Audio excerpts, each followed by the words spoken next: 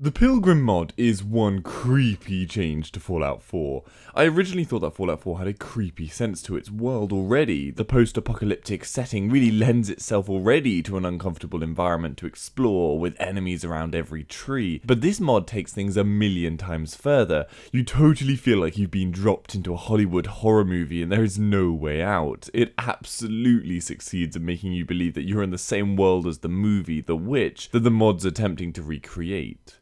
So what you're seeing here is a few mods bundled together. The actual Pilgrim mod does the heft of the work, obviously. It adds an E&B to make lighting and the overall look to the game look creepy and dark. However, to really ramp up the quality of this experience, it's recommended you add, like I've got here, 3 other mods. True Grass, for more grass around the map. Commonwealth Conifers Redux, which basically redoes the trees, and my favourite, Pip-Boy Flashlight, which is a brilliant change that makes the light on your Pip-Boy essentially work like a torch. You can set the distance of the beam, and the light is modelled realistically, casting a spot of light in a specific area, and it is a far more immersive option than the native just spool of light that is cast around you in the standard game.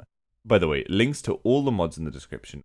And I want to say a special thanks to 100 Ping and Trey M for their work on this. It's seriously impressive. So for a quick note on the mod itself, firstly, it natively adds black bars to the top and bottom of the image in order to recreate a movie feel for those on a 16:9 monitor. Obviously though, we don't need this, so turn it off. To do that, you just want to hit the end key on your keyboard and it will pop up with the settings menu. And there are a ton of other settings to be found here. You can change so much of the look of the game. Other options you might like to tweak are the shadows and sharpness to the image, and don't worry, you can't break the game here, so just play around and see what you like. Another tip is, if you bring up the console and type in TM, you'll hide every HUD element. Now, be aware, when you bring up the console, it freezes the game, and when you type in TM, it will hide the console text because it's removing all HUD elements, and the console is counted as a HUD element. But as you can see, the game will still be paused, as technically you're still in the console menu, so just hit the console key again to return to the game. This view is fantastic for full immersion, however it will mean that things like the Pip-Boy don't have any visible items on screen until you open up the console again and type in TM. Remember, you're going to have to bring up the console and type in TM without actually seeing any text on screen. Just presume you're doing it right, and when you've done it right and hit enter, everything should just pop up visible again.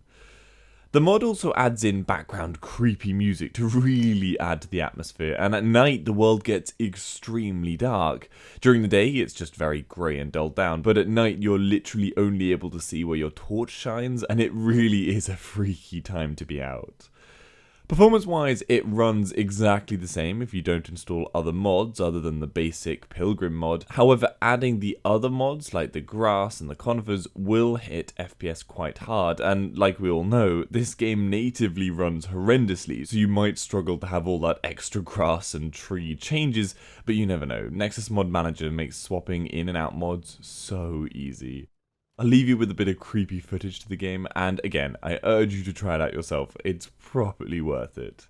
Anyway, I hope that gives you some information on how the game runs at 21:9. Give this video a like if you found it helpful, and subscribe for future info. For any of the games at 21:9, head over to my channel or the WideAsFcuk website. Hopefully I've covered it. If I haven't, then leave a comment down below with what you'd like to see and I'll try and cover it. And if you'd like to support the channel, links to my Patreon page in the description and Amazon affiliate links are there too. See you later.